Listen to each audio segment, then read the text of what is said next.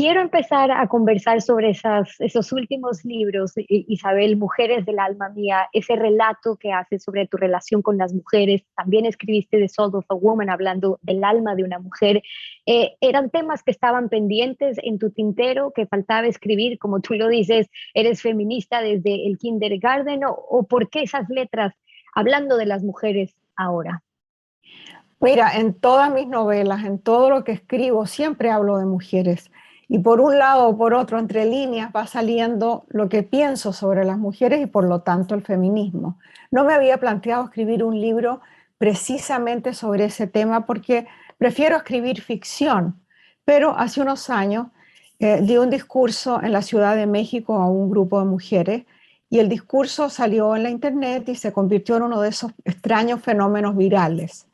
Entonces la editorial en España quiso hacer un librito con eso. Yo lo leí y estaba completamente añejo, porque entre tanto habían sucedido tantas cosas, el movimiento Me Too, las mujeres protestando en la calle, tantas cosas que estaban pasando, había como una nueva energía joven, feminista, que no aparecía para nada en esas páginas. Entonces la idea me quedó dando vuelta y terminé por escribir esta pequeña memoria. Esas relaciones con las mujeres, sin embargo, a lo largo de tu vida y todos tus libros están muy bien presentes, como tú lo dices. Y hay dos espíritus, como dices tú, que te rondan siempre, que es Panchita, el de tu madre, y el de tu hija Paula. Eh, la vida de estas mujeres, Isabel, marcan tu línea de vida también en cierto sentido. Vivir a Paula como nos dejaste ver a quienes pudimos leer tu dolor, leer la impotencia, la esperanza en lo espiritual también, mientras ves a tu hija padecer, morir, despedirte, y tu madre, que sabemos falleció hace no mucho, y deja en caja miles de cartas que se escribían ustedes a diario. Estas relaciones íntimas, terrenales y espirituales, ¿cómo van marcando tus letras y tu vida? Las mujeres de mi vida han sido muy importantes, empezando por mi abuela, que era clarividente y espiritista, y mi madre, que ha sido la más larga relación de amor en mi vida, empezó antes que yo naciera, y muy íntima, también mi relación con Paula, muy íntima, de mucha confianza. Con mi madre casi siempre vivimos separadas, entonces nos escribíamos a diario, un hábito que empezó cuando yo tenía 17 años. Yo estaba en Chile y ella estaba en Turquía. Las cartas demoraban como 2 meses, pero no importaba porque no era una conversación, era como un largo monólogo, era como tener un diario. Y ese hábito perduró.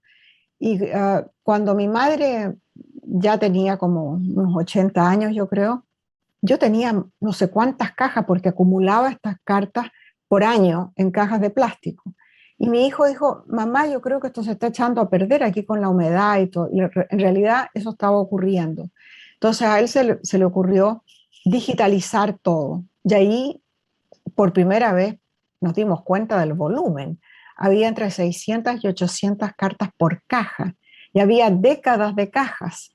Entonces eran como 24.000 cartas las que existían y todavía existen en esas cajas maravillosas donde está toda la vida de mi madre y la vida mía.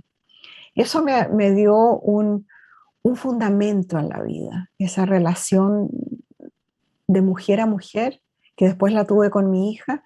Cuando Paula tenía 15, 16 años, empezamos a escribirnos con copias entre las tres.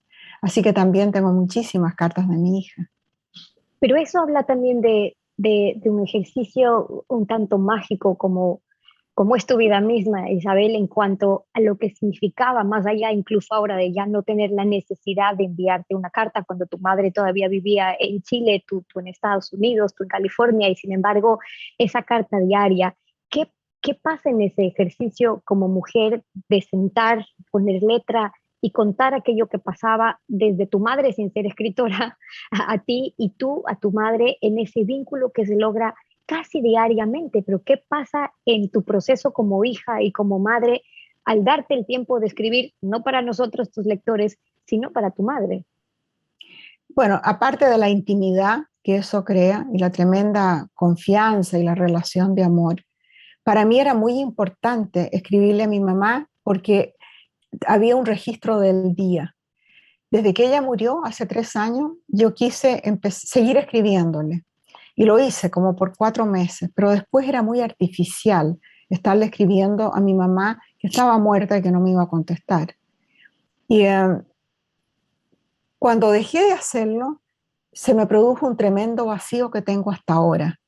Esa sensación de que los días se mezclan unos con otros, se confunden unos con otros. El día y la noche pueden ser iguales. Y se me olvida lo que pasó el viernes pasado, lo que pasó el martes, se me olvida. Y eso me da una tremenda pena porque es como que la vida se va más rápido. Antes había una sensación de solidez de los días. Cada día era una unidad. Ya no.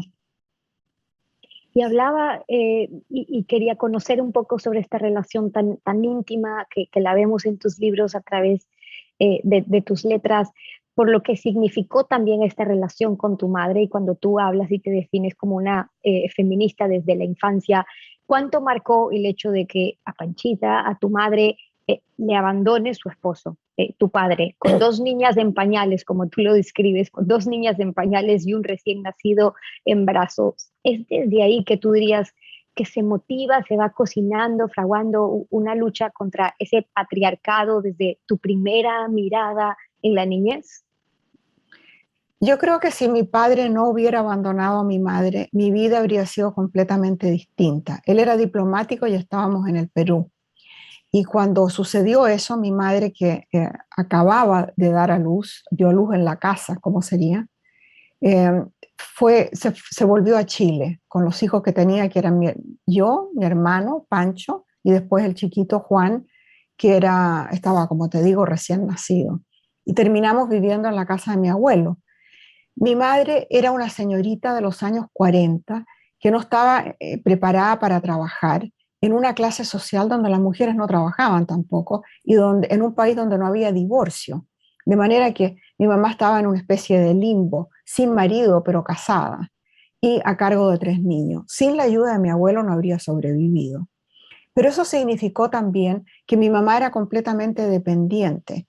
No tenía dinero, no tenía poder, tenía un techo encima de la cabeza y podía alimentar a sus hijos y mi abuelo pagaba los colegios.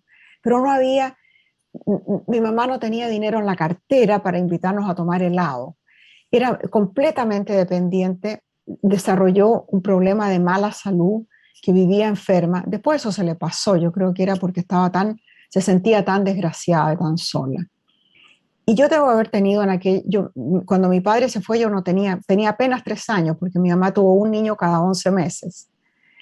Y vi a mi mamá tan vulnerable y a los hombres de la familia, a mi abuelo y a mis tíos, todos los hombres eran mucho más poderosos, tenían carro, tenían plata, tomaban decisiones, no tenían que decir ni a nadie dónde iban, eran dueños de sus destinos y mi mamá no.